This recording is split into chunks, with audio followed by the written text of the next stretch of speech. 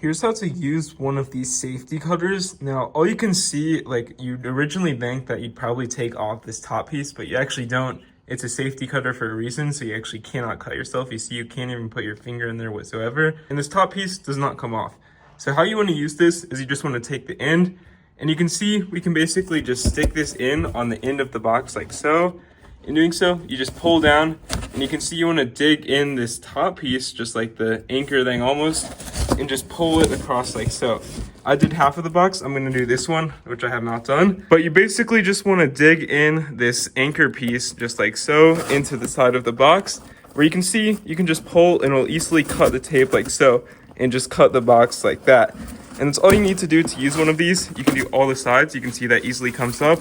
And it does require some like grip strength to actually just get it in the side of the box first. But all you do is you just take this anchor in either side. It doesn't open up or anything. And just put it in like so.